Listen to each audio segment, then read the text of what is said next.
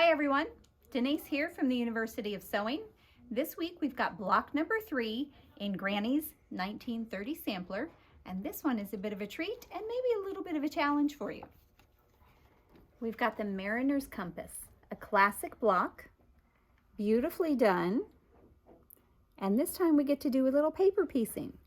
Are you excited? I hope so. It's kind of cool, it's kind of fun. So let's jump in. This week, the only tools we really need are the usual sewing machine, sewing tools, cutting tools, of course some pressing tools. I do have a special ruler. You don't have to have this ruler, but it does come in handy. This is called the add a quarter ruler. And I'm not sure if you can see, it's got a little lip on it here. And this will slide up on the paper to help us cut exactly a 1/4 inch to keep the bulk down in our block, because there are a lot of seams in this block. But I'll show you how this works in a bit. So I have a little sample for you. This is half of the block that we're going to work on today. And this is actually 4 units that are paper pieced together. And we'll go ahead and we'll do the other half and put things together for you. Paper piecing is one of those things you can watch it on videos, you can read about it, you can look at books about it, but I really believe you have to do it and do it a couple times. It's a little backwards maybe for your brain, but it's so cool when you get it. So let's get started. So we've got our pieces cut. We've got our template paper. This is just copy paper. You could use paper piecing paper. It will be a little thinner, but your copy paper will work just fine. We're going to start with this little unit here, this number 1 piece, and that's what this little scrap here is going to be for. Now, most of the time you would think we're going to slap it on here. It actually goes on the back. So we're going to pull it over. I can sort of see through the light where the 1 is on that. Place my fabric there, and if I really want to be sure, I can flip it back over and hold it up to the light and see the outline of where my fabric is to make sure that it completely surrounds that unit that I'm looking at. So that very first piece is going to go right side up. The next piece will not go right side up. We're going to move on to piece number 2. And just to make life a little easier, I have already finger pressed all of these lines. And these are where we're going to sew. We're going to sew right on the paper. So we've got fabric piece number 2. I'm going to lay my paper down, face down, and I'm going to fold up where that number 2 is. This is the line that we're going to sew on, this little section from here to here. And just to show you one more time, it's the line between number 1 and number 2. So we've got it lined down here. I'm going to crease it one more time with that first piece of fabric in. Then as I fold it back, now I've got that crease I think you can see in the video. And that's kind of my guideline for where I'm going to put the next piece of fabric.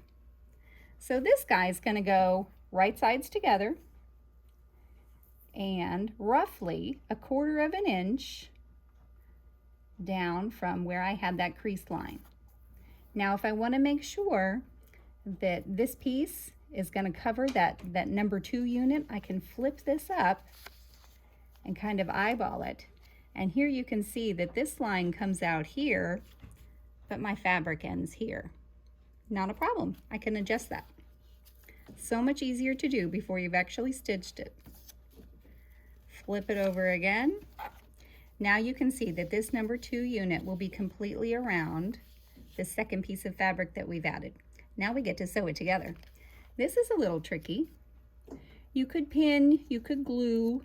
A lot of people will take this first piece and glue it in place or pin it. I'm going to pick it up very carefully, take it over to my machine, and with the paper side up, I'm going to start on that line again, the one between the number 1 and the number 2. Lower my foot here, and because we're paper piecing, we're going to shorten the stitch length considerably. 1.8 is a really good measurement to use.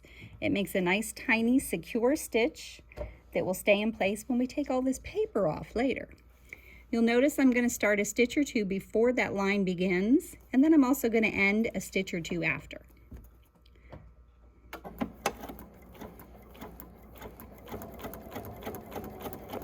Nice and easy, a stitch or two there.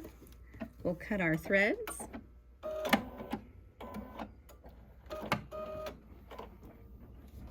Pull this little guy out. Got my thread snips here. Now, that ruler that we talked about earlier, this is where he comes in handy.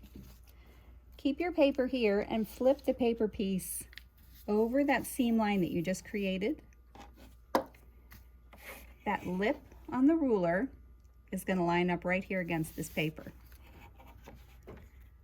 So you can feel it kind of butt up against there and hold in place, and then we can give it a little trim.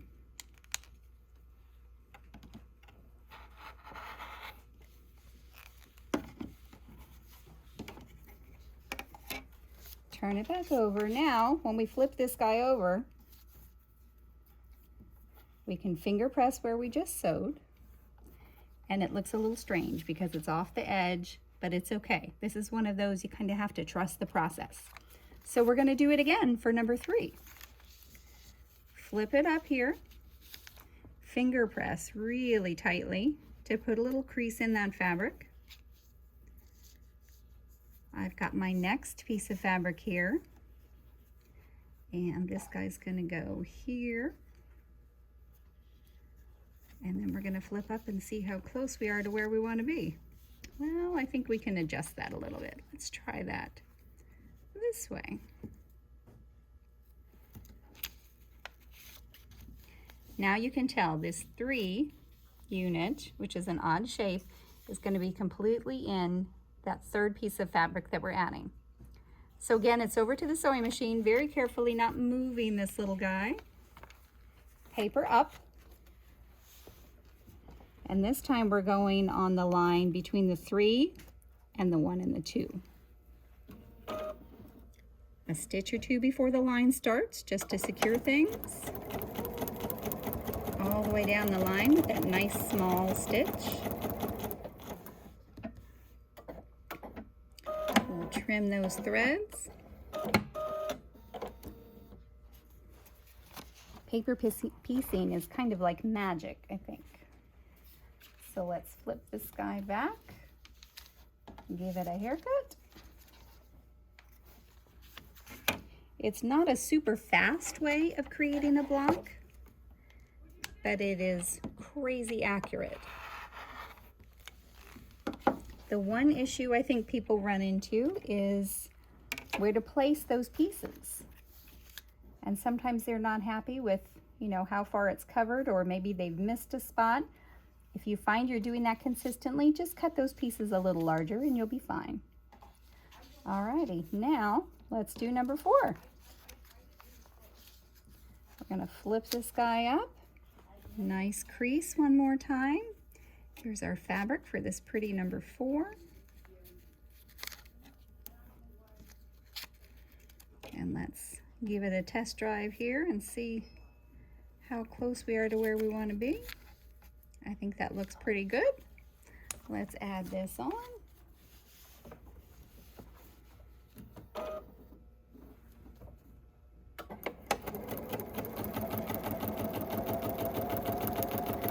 I'm guessing you guys are getting the hang of it here.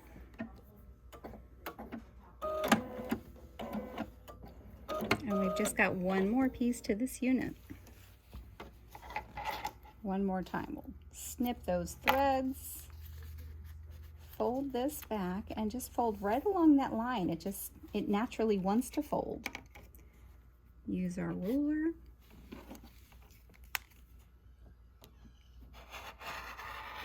Little trim. Well, I didn't give it enough muscle.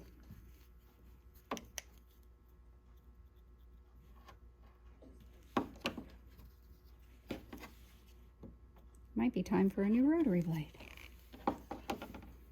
And actually, after you're doing paper piecing, you'll definitely want a new rotary blade. The paper is not kind to those blades. Flip this little guy over. Now while we're here, take note of this point. Look how nice and sharp that point is in that purple. Imagine trying to piece that any other way. It would drive me bananas. I'm not sure about you. Alrighty, one more. Last one. Same thing. Flip this up. Nice crease here. Here's our last piece. And we're going to eyeball about 1/4 of an inch down. Flip this up just to see where we are. Looks pretty good. We're almost done with this unit.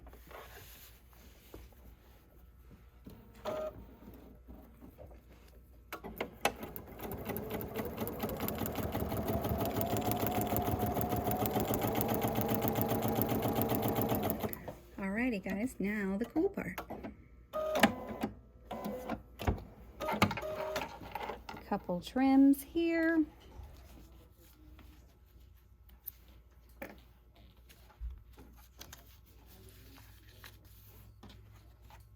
Get some of that excess off. And then we can head over to the iron.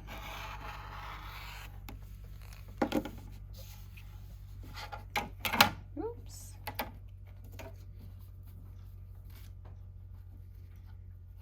Alrighty, isn't it beautiful? It looks like a mess, doesn't it? It'll get there, I promise. Let's go over and press it, and then we can give it a proper trim.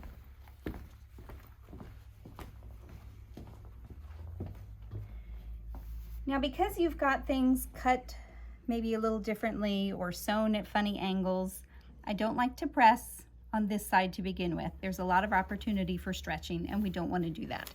So we're going to start by pressing with the paper side up. Just give it a second or two, make it behave. Then we can flip it over. And this is a good time to practice that pressing, not ironing. We don't want to stretch anything out of shape. Let's go give it a good trim. Let's see what we've got.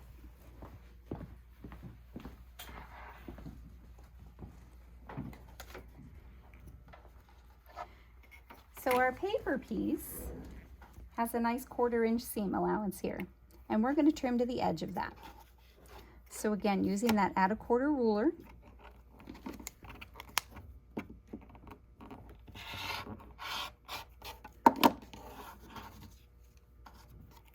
move those guys out of the way.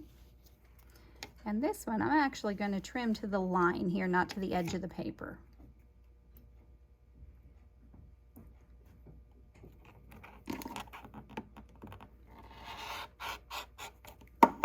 We do have paper piecing paper here in the shop. If that's something you're interested in, you're welcome to come by and visit with us, or check us out on the website at theuniversityofsewing.com, of course. All right, are you ready? Oh, one more.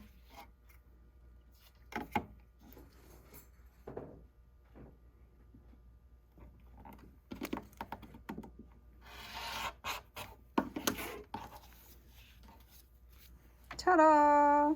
Look how cute that is. Look at all those points. There and there. Now it doesn't look like much sitting there all by itself, but when we attach it to its friend, you're going to get 1/4 of that mariner's compass block that is so pretty.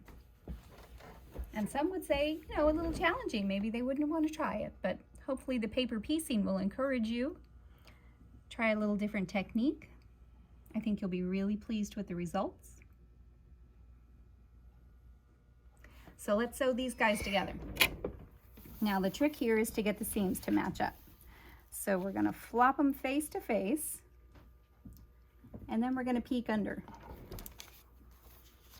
So under here, you can see this seam and this seam. And we're going to line that up just like you would doing any other quilting piece. They won't quite nest, but you can get them on top of each other nicely. And then holding my finger there, I can flip up the other end and adjust a little to make sure I've got this seam lined up right on top of this seam. And then we're going to sew right along this line.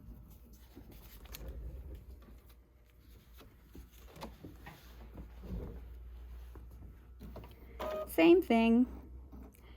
Actually, we're going to increase our stitch length just a little bit here. We've got lots of layers and paper that we're going through, so I bumped it up to 2.0.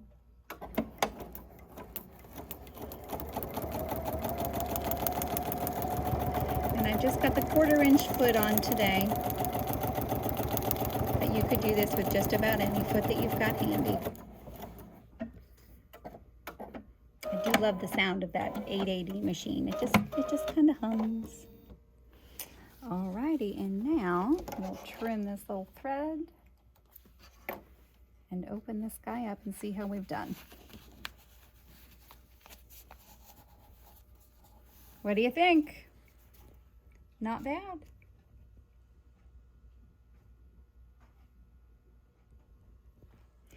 So then we can go over to the iron and we can press these seams open. Let's go ahead and do that, and then we'll finish our block up.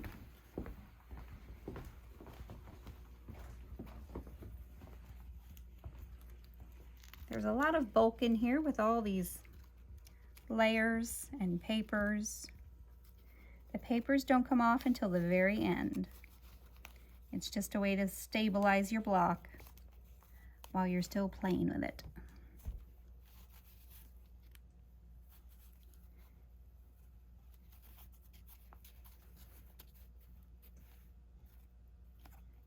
All those little pieces are tucked in there.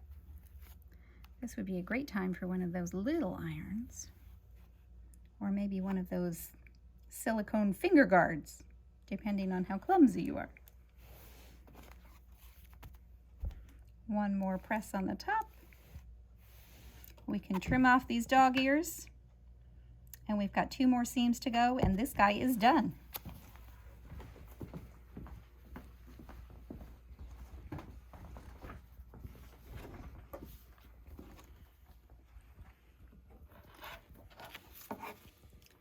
Tidy things up a bit here.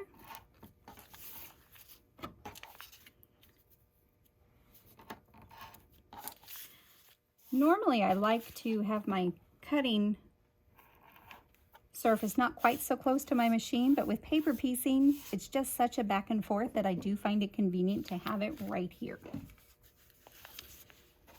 Alrighty, so now we're going to sew these 2 together. I love the colors in this block. Those purples and greens. Think what that would look like in maybe Christmas colors, or I don't know, maybe your favorite team's colors. That would be kind of cool. Okay, so again, I'm lining up these seam lines. I think you can see they're within one line there.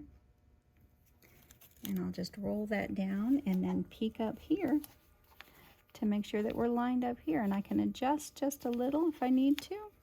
I think that looks pretty good. And then one more stitch over here. Actually, that looks a little off, doesn't it?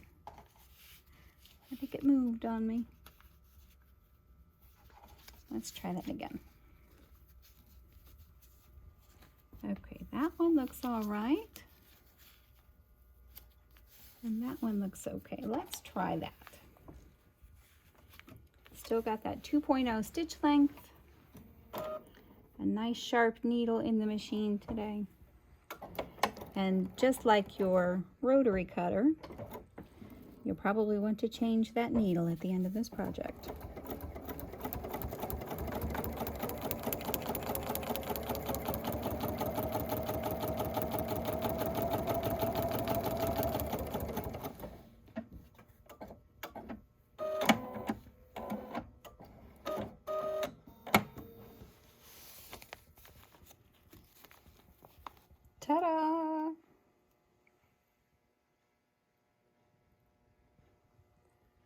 right, one more trip to the ironing board, and then we can put the top half and the bottom half together.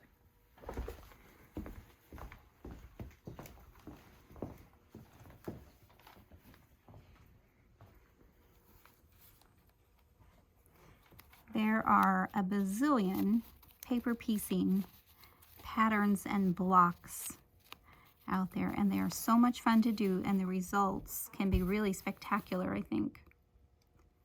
You do have to shift the way you think a little bit. Be patient, definitely do some test blocks.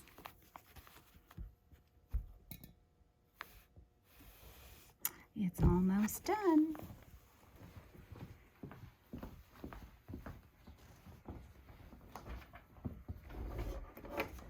Alrighty, so we've got our two halves here.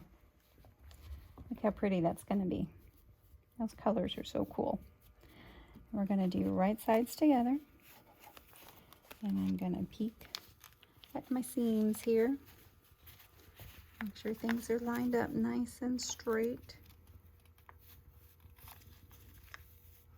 Let's see what this top side looks like. That looks pretty darn close. All right, let's see what happens.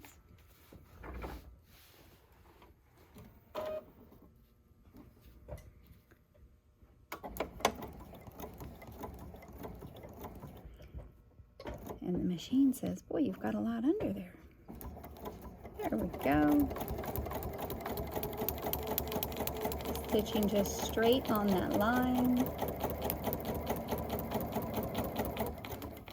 Going to slow down a little bit here because it is a little bulky.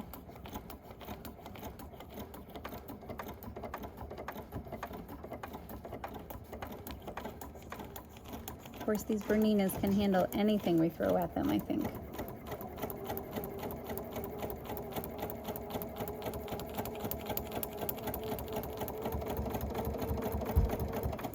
Alrighty. Cross your fingers, friends. Let's see.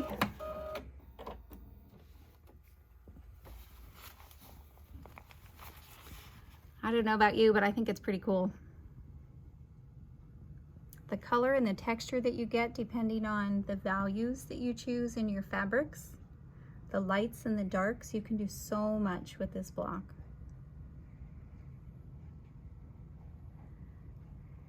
So I do have a tip for you as far as keeping it organized.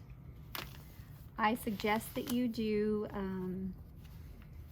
either all of Unit 1. If you look at our pieces, we've got each half, each eighth is labeled Unit 1 or Unit 2. I would do all of Unit 1 first, and then do all of Unit 2. And then you can combine them. I would keep your fabrics separate.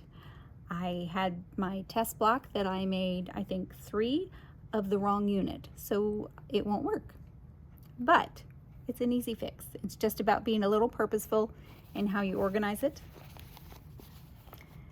That's our Mariner's Compass, block number 3 of Granny's 1930 sampler.